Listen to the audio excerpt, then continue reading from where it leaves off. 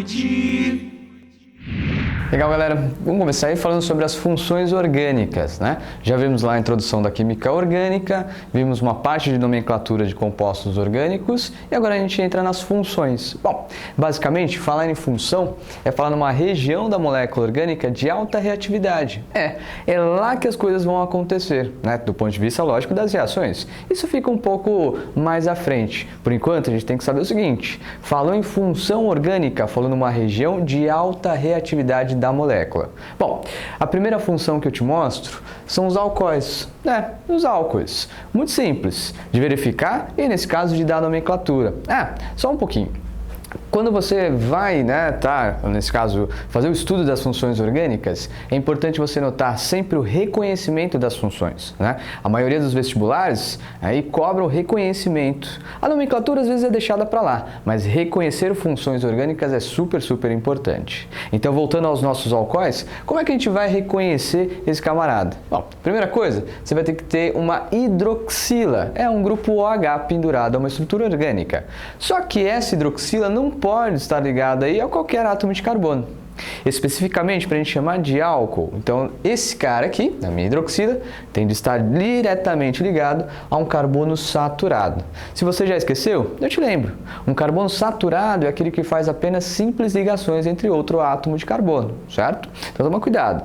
Para ser um álcool, obrigatoriamente a minha hidroxila tem de estar ligada a um carbono saturado, que só faz simples ligações. Muito bem, para dar o nome, também é super simples. A gente sempre vai dar o sufixo. Lembra daquela aula de nomenclatura? Nós quebrávamos a nomenclatura ou o nome do composto orgânico em 3 partes. A primeira, indicando a quantidade de átomos de carbono. Era importante você notar que quando tinha um carbono era met, 2 carbonos et, 3 prop e 4 but. Daí para frente é super simples, 5 pent, 6 hex e assim vai. Pois é, no meio a gente tinha a saturação e saturação, tipo de ligação, né? An para ligações simples, en para ligações duplas e in para ligações triplas. Pois é, e lá no finalzinho via justamente o sufixo, derivado aí da função orgânica. Como estamos trabalhando com alcoóis, então a minha função termina com o sufixo ol. Super simples, né? Te dei alguns exemplos classicões aí de alguns álcoois. Um álcool que tem aí apenas um átomo de carbono, uma hidroxila pendurada, um carbono saturado. É um álcool perfeitamente com um átomo de carbono, met. Só faz simples ligações entre carbonos, an. E a terminação, ol. É o tal do metanol, certo? Bom, com 2 átomos de carbono, 2 átomos eu lembro de et. Entre átomos de carbono só tem simples ligações e a minha hidroxila está ligada a um carbono saturado. Então nós temos lá o tal do etanol. Bom, etanol e metanol são álcoois bem conhecidos. O etanol, por exemplo, é aquele que utilizamos para abastecer carro, né? Ou então das bebidas alcoólicas. O metanol, metanol tudo bem, já não é tão conhecido muito assim, né? Mas tem um problema seríssimo em relação a esse camarada, né? O metanol é super tóxico. E algumas pessoas às vezes querem fazer bebidas alcoólicas lá no fundo do quintal. Você conhece alguém que faz isso? Pois é, tem que tomar um certo cuidado. Porque no processo de fermentação, às vezes você obtém o metanol e não o etanol que a gente pode beber. Metanol é tóxico, leva à cegueira, em primeiro, né, dependendo da dose. E em segunda dose, você pode ter aí a morte, né? Ele pode ser realmente letal, certo? Então, tomar cuidado. Muito bem. E olha esse outro álcool aqui. Tem um pouco diferente, né? Você tem a hidroxila, né? Numa cadeia de 3 átomos de carbono, só que essa hidroxila está pendurada no carbono 2. Lembra que pela nomenclatura, agora eu vou ter que identificar a posição dessa minha hidroxila. Temos aí o prop, porque são 3 átomos de carbono. An, só tem simples ligações entre átomos de carbonos. 2 é a posição da hidroxila. E o sufixo ol. Então, nós temos o propan2ol, certo? Esses daqui são os nomes oficiais, segundo a IUPAC, né? Metanol, etanol e propan2ol. Pois é, mas podemos também ter a terminação modificada para ílico e dar uma nomenclatura mais usual.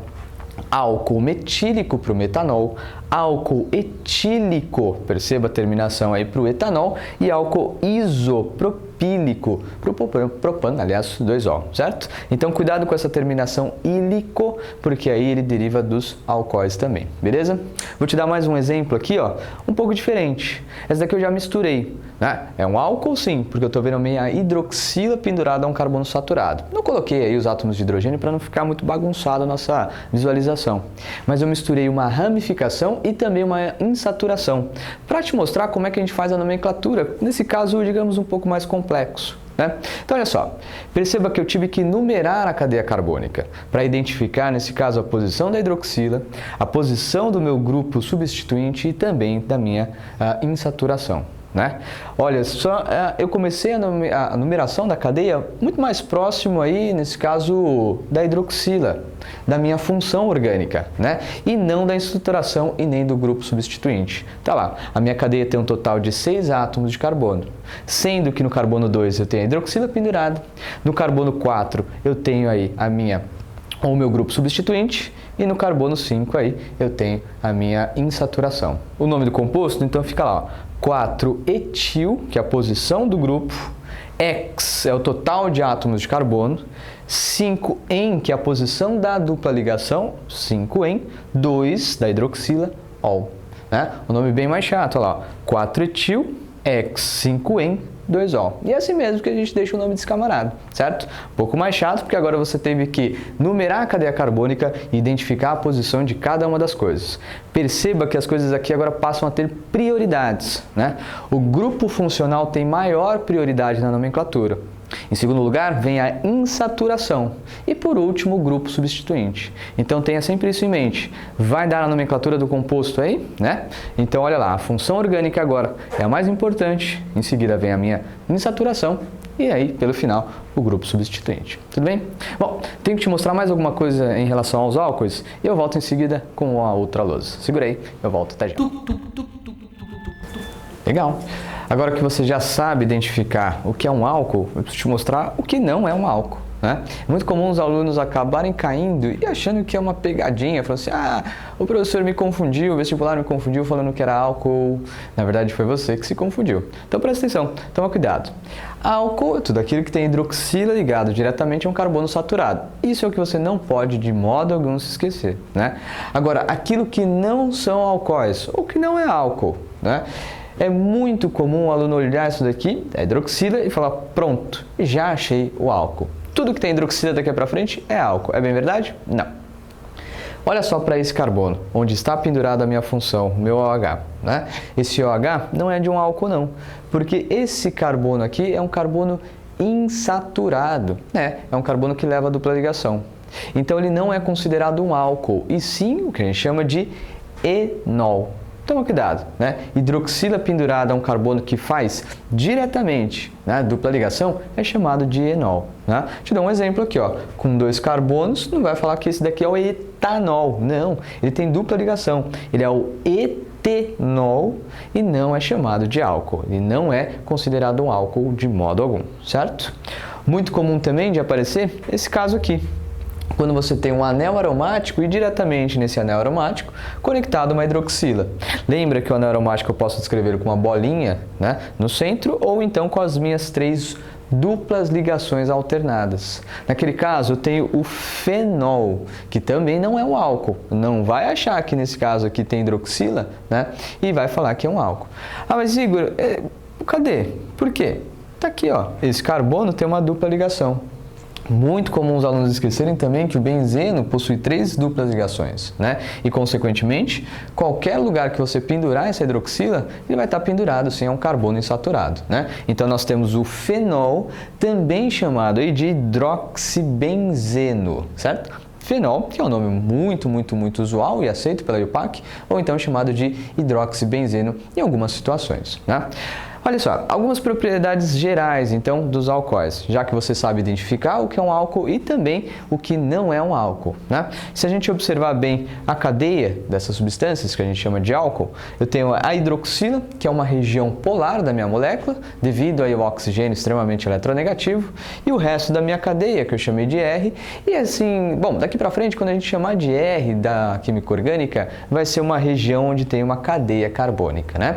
Como só tenho carbonos e hidrogênios nessa região, carbono e hidrogênio, a gente considera como sendo apolar, como nós vimos lá nos hidrocarbonetos, são todos apolares, né? Essa região, então, sendo apolar e uma região polar na mesma molécula. Os alcoóis podem ser considerados como anfifílicos, gostam de duas coisas, ou seja, conseguem interagir com coisas que são polares e coisa apolar, né? Só para você ter uma ideia, o álcool que nós usamos para abastecer o carro, né, é o etanol, é o álcool etílico. Pois muito bem, mas ele não é o álcool 100%, chamado de álcool anidro, né? Não é álcool sem água, é álcool hidratado. Tem um pouquinho de água lá naquele álcool que você abastece seu carro, né? Mas interessante que a gasolina que nós utilizamos nos automóveis também leva álcool, mas a gasolina é hidrocarboneto, basicamente octano, né? Então o álcool, o etanol, consegue se dissolver tanto na água, que é polar, e consequentemente fazer ponte de hidrogênio com as hidroxilas do álcool e o OH da água, né? E também consegue fazer interação intermolecular com a gasolina, que é apolar, certo? Então toma cuidado aí com algumas características, tudo bem? É isso aí, galera. Vimos aí o álcool, nas próximas aulas vemos outras funções orgânicas também super importantes. É isso aí, bons estudos, até mais.